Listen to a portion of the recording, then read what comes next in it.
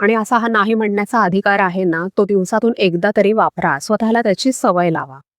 जी व्यक्ती खरोखरच तुमची काळजी करते ना, ती तुमची अडचण, थकवा समजून घेईल. आणि जी फक्त स्वतःच्या सोयीसाठी तुमच्याकडे येते ना, त्या व्यक्तीला तुमचा नाही हा शब्द ऐकून नक्कीच त्रास होईल. म्हणूनच खोटा बिझीपणा दाखवायची गरज नाहीये, पण स्वतःची गैरसोय करून सतत उपलब्ध राहण्याची सुद्धा गरज नाही. चौथी गोष्ट आहे, स्वतःच्या शब्दाला किंमत द्या. विश्वास एका दिवसात मिळत नाही, पण तो तुटायला मात्र एकच क्षण पुरेसा असतो. आपण एखाद्या व्यक्तीबद्दल ही विश्वासू आहे का असं का म्हणतो?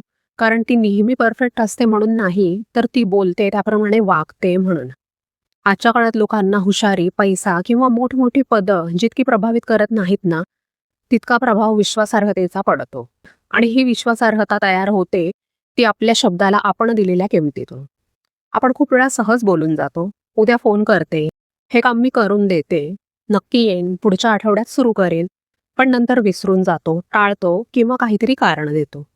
अर्थात प्रत्येक वेळी परिस्थिती आपल्या हातात असेलच असं नाही. काही वेळा खरंच अडचणी येतात, काम पूर्ण नाही होत. पण नेहमी नेहमी असं घडायला लागलं ना, तर लोक आपल्या शब्दावर विश्वास ठेवणं कमी करतात. आणि गंमत म्हणजे हा परिणाम फक्त इतरांवर होत नाही, तो आपल्या स्वतःवर सुद्धा होतो. जेव्हा आपण स्वतःलाच एखादं वचन देतो की उद्यापासून व्यायाम करेन, ह्या महिन्यात खर्चावर नियंत्रण ठेवीन, दररोज अर्धा तास वाचन करेन, आणि ते पाळत नाही, तेव्हा नकळत आपल्या स्वतःच्या मनात सुद्धा आपल्या शब्दाची किंमत कमी व्हायला लागते. आणि मग आपलाच आत्मविश्वास कमी होतो. कारण आत्मविश्वास काही फक्त पॉझिटिव्ह विचार केल्याने वाढत नाही, तो स्वतःला दिलेली छोटी छोटी वचनं पाळल्याने वाढतो.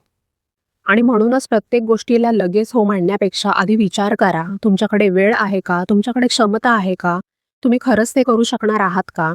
आणि जर उत्तर हो असेल तर पूर्ण प्रयत्नाने ती गोष्ट पाळा. आणि जर शक्य नसेल तर सुरुवातीलाच स्पष्ट सांगा की मला नाही वाटत मला हे जमेल. कारण लोकांना परफेक्ट व्यक्ती नको असते, लोकांना अशी व्यक्ती हवी असते जिच्या क्षमतेवर त्यांना विश्वास ठेवता येईल. म्हणूनच शब्द देताना विचारपूर्वक द्या, आणि एकदा दिला तर शक्य तितक्या प्रामाणिकपणे तो पाळण्याचा प्रयत्न करा. कारण शेवटी माणसाची खरी ओळख त्याने काय बोललं ह्याच्यावर नाही, तर त्याने बोललेलं किती पाळलं ह्याच्यावर ठरते. पाचवी गोष्ट आहे, फक्त बघ्याची भूमिका घेऊ नका. आयुष्याच्या मैदानात उतरल्याशिवाय जिंकण्याची संधी मिळत नसते. आपल्यापैकी कितीतरी जणी आयुष्यभर फक्त इतरांना बघत राहतात. कुणीतरी व्यवसाय सुरू करते, एखादी यूट्यूब चॅनल सुरू करते, कुणीतरी एखादे नवीन स्किल शिकते, एकटी प्रवास करते. आणि आपण आपण तिच्या व्हिडिओजला लाईक करतो, तिच्या धाडसाचं कौतुक करतो, तिचं यश बघतो, पण स्वतः मात्र सुरुवात करत नाही.